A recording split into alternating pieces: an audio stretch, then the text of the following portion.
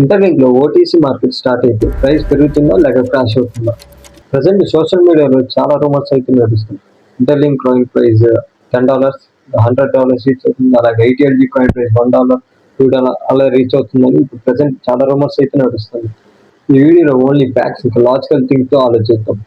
దానికన్నా ముందు క్రిప్టోలో biggest problem ఏంటో తెలుసా? పీపుల్ వాళ్ళు అర్థం చేసుకోవడానికన్నా ముందే రియాక్ట్ అవుతారు. ఇప్పుడు ఇంటర్లింక్ లో ఓటీసీ గురించి చాలా కన్ఫ్యూజన్ అయితే ఉంది. అలాగే చాలా రూమర్స్ కూడా నడుస్తుంది. దాని గురించి వీడియోలో ఫుల్ గా క్లారిటీగా ఇంకా చెప్పుకున్నాం. ఇక్కడ మనం ఎమోషనల్ గా కాదు, జస్ట్ లాజికల్ గా థింక్ చేద్దాం. ఫస్ట్ ఇప్పుడు ఓటీసీ అంటే ఎందుకు తెలుస్తుంది? ఓటీసీ అంటే ఓవర్ ద కౌంటర్. అంటే ఇప్పుడు సర్కిల్ కనపడుతుందా? ఓవర్ ద కౌంటర్ అంటే సర్కిల్ డ్రాప్ లో బై ఇంకా సెల్ అనేది జరగటం. ఓన్లీ ఈ కౌంటర్ డ్రాప్ లో బయటికి మాత్రం కాదు. ఓవర్ ద కౌంటర్ అంటే only with in the app లోనే బై ఆర్ సెల్ జరగడం, అంటే పీటీపీ ట్రేడింగ్ లాగా. ఇప్పుడు ఓవర్ ద కౌంటర్ అంటే మీకు తెలిసింది కదా. ఇప్పుడు దీన్ని లాజికల్ గా ఆలోచిద్దాం. ఇక్కడ ఓవర్ ద కౌంటర్ అంటే ఇప్పుడు మనం ఎక్స్చేంజ్ లో కొన్నట్టు పబ్లిక్ ఆర్డర్ బుక్ అనేది ఉండదు. ఓన్లీ ఇన్ ద యాప్ లోనే బై ఆర్ సెల్ అని జరిగింది. ఇది బల్క్ బయ్యర్స్ అండ్ సెల్లర్స్ మధ్య ఒక ప్రైవేట్ డీల్ అనేది జరిగింది. దాన్ని ఓటీసీ మార్కెట్ అంటారు. దీనివల్ల కాయిన్ ప్రైస్ ఎఫెక్ట్ అవుతుందా లేదా దాని గురించి తెలుసుకుందాం. ఇప్పుడు ఈ ఓటీసీ మార్కెట్ ఎందుకు యూజ్ చేస్తారో చెప్తాం. ఈ ఓటీసీ మార్కెట్ వాల్యూమ్ ఎక్కువ ఉన్నప్పుడు, అంటే సప్లై ఎక్కువ ఉన్నప్పుడు మార్కెట్ ప్రైస్ డిస్టర్బ్ అవ్వకుండా ట్రాన్సాక్షన్ కంప్లీట్ చేయడం కోసం ఈ ఓటీసీ మార్కెట్ అనేది యూజ్ చేస్తారు. అంటే ఈ బిగ్ ఇన్వెస్టర్స్ ఎవరైతే ఉన్నారో వాళ్ళకి కాయిన్స్ అనేది పీటీపీ ట్రేడింగ్ లాగా ఓటీసీ మార్కెట్ లో అమ్మటం కానీ సెల్ చేయడం కానీ జరుగుతుంది. ఇప్పుడు ఎక్స్చేంజ్ లో ఒక బిగ్ సెల్ ఆర్డర్ అనేది పెడితే ఫస్ట్ దాని డిమాండ్ అనేది అబ్జర్వ్ చేస్తారు. అంటే ఆ కాయిన్ ని ఎవరన్నా కొనడానికి ఉన్నారో లేదా అని డిమాండ్ అబ్జర్వ్ చేస్తారు. డిమాండ్ అనేది తక్కువ ఉంటే కాయిన్ ప్రైస్ ఆటోమేటిక్ గా తగ్గిపోతుంది. అంటే ఆ కాయిన్ ని హోల్డ్ చేస్తానికి ఎవరు సిద్ధంగా లేరని ఆటోమేటిక్ గా కాయిన్ ప్రైస్ అనేది డౌన్ అయిపోతుంది. ఇప్పుడు ఈ ఓటీసీ మార్కెట్ అనేది అలా కాదు. ఈ OTC market public market price disturb అవ్వకుండా ఇన్ ద యాప్ లోనే ఈ బిగ్ ఇన్వెస్టర్స్ ఎవరైతే ఉన్నారో వాళ్ళు ప్రైవేట్ గా ఒక డీల్ అనేది సెట్ చేసుకుంటారు. నా దగ్గర ఇన్ని కాయిన్స్ ఉన్నాయి, ఈ రేటు కొంటానని ఒక ప్రైవేట్ డీల్ తో సెట్ చేసుకుంటారు. ఈ ప్రైవేట్ డీల్ వల్ల పబ్లిక్ మార్కెట్ ఏం డిస్టర్బ్ అవుతుంది. పబ్లిక్ మార్కెట్ ప్రైస్ అనేది ఏం డిస్టర్బ్ అవుతుంది. ఓన్లీ ఇన్ ద యాప్ లోనే పీటీపీ ట్రేడింగ్ ద్వారా వీళ్ళైతే డీల్స్ అనేది చేస్తారు కాబట్టి పబ్లిక్ లో ప్రైస్ మార్కెట్ అనేది ఏ మాత్రం డిస్టర్బ్ అవుతుంది. కొన్ని కేసెస్ లో ఈ ఓటీసీ మార్కెట్ అనేది ఈ వోల్టాలిటీని తగ్గించింది. ఎలాగంటే ఇప్పుడు మీరు ఒక ప్రాజెక్ట్ అనేది హోల్డ్ చేస్తున్నారు, ఆ ప్రాజెక్ట్ కి ఎక్కువ డిమాండ్ లేదు. అప్పుడు ఎక్కువ ఈ ఓటీసీ మార్కెట్ లో బిగ్ ఇన్వెస్టర్స్ అండ్ ఎవరైతే ఉంటారో వీళ్ళు కాయిన్స్ ని ముందే కొనుక్కుంటారు. దీన్ని లాంగ్ టర్మ్ యూజ్ చేసుకుంటారు. ఇప్పుడు ఎవరి దగ్గర అయితే తక్కువ కాయిన్స్ ఉంటాయో వాళ్ళు ముందు లిస్ట్ అవ్వగానే అమ్మేసుకుంటారు. లిస్ట్ అవ్వగానే జస్ట్ కొంచెం ప్రైస్ డ్రాప్ అవుతుంది. అప్పుడు వీళ్ళు బిగ్ ఇన్వెస్టర్స్ ఏం చేస్తారంటే అప్పుడు ఒక స్ట్రాటజిక్ మూవ్ ని వీళ్ళు యూజ్ చేస్తారు.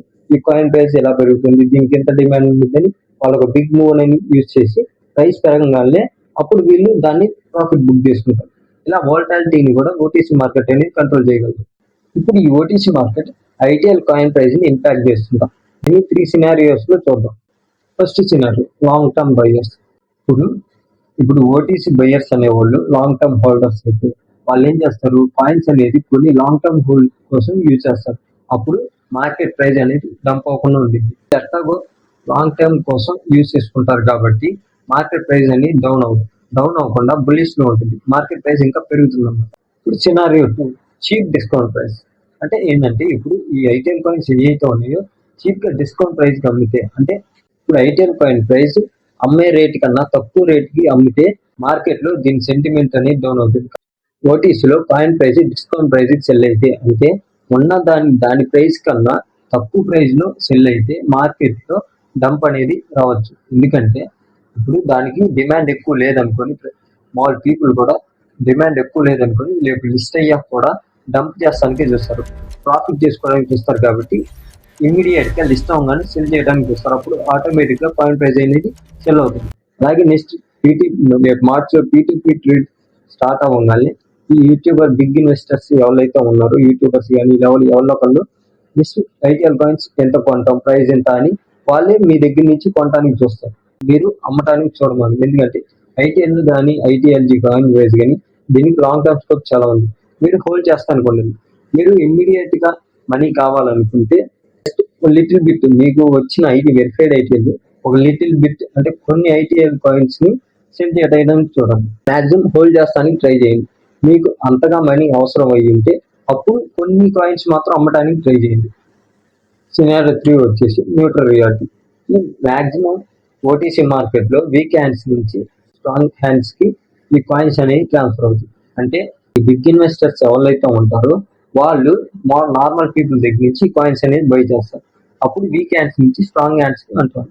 వీళ్ళ దగ్గర ఎక్కువ అమౌంట్ ఐటీఎల్జీ కాయిన్స్ ఉంటాయి కాబట్టి రేపు లిస్ట్ అయిన తర్వాత కూడా ఈ ప్రైస్ అనేది వెంటనే డంప్ అవుతుంది, న్యూట్రల్ గా రన్ అవుతుంది. ఎందుకంటే వాళ్ళు లాంగ్ టర్మ్ స్కోప్ కి ఆలోచించి వాళ్ళు స్టేకింగ్ లో కానీ లేకపోతే ఎలా అయినా ఉంచుకుంటారు. అందుకని వెంటనే మార్కెట్ లో అనేది ప్రైస్ అనేది డంప్ అవుతుంది, న్యూట్రల్ ర్యాలీ అనేది ఇస్తుంది అన్నమాట. ఇప్పుడు మార్కెట్ సైకాలజీ ఎలా ఉంటుందో చూద్దాం.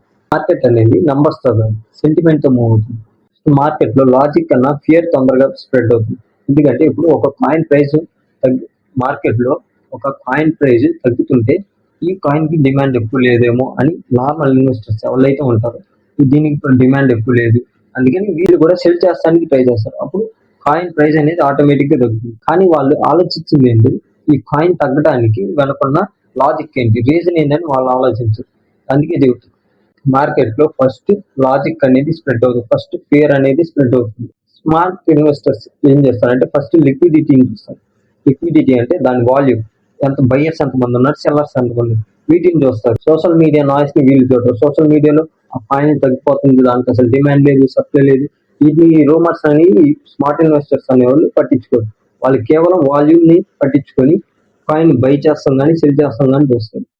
సో ఓటీసీ మార్కెట్ ఏం గుడ్ ఆర్ బ్యాడ్ అని ముందే చెప్పాలి. ఎందుకంటే ఈ ఓటీసీ మార్కెట్ అనేది ఎవరు కొంటున్నారు, ఎవరు అమ్ముతారు, ఎంత ప్రైస్ కి డీల్ అవుతుంది అన్న దాని మీద డిపెండ్ అయ్యింది. ఈ ఓటీసీ మార్కెట్ లో ఒక కాయిన్ ప్రైస్ తగ్గదు, ఒక కాయిన్ ప్రైస్ పెరగదు.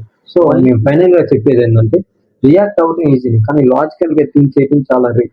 మీరు ఎప్పుడు ఫాస్ట్ గా రియాక్ట్ అవ్వమండి, ఫస్ట్ దానికి రీజన్ ఏంటి, ఆ కాయిన్ ప్రైస్ తగ్గడానికి గల రీజన్ ఏంటి సెట్ చేయండి. దాని ఫండమెంటల్ చూడండి, వాల్యూమ్ చూడండి, లాంగ్ టర్మ్ స్కోప్ చూడండి.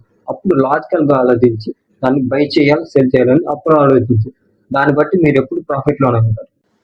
సో ఈ రోజుకైతే ఇదే వీడియో. ఈ వీడియో కానీ మీకు నచ్చినైతే లైక్ చేయండి.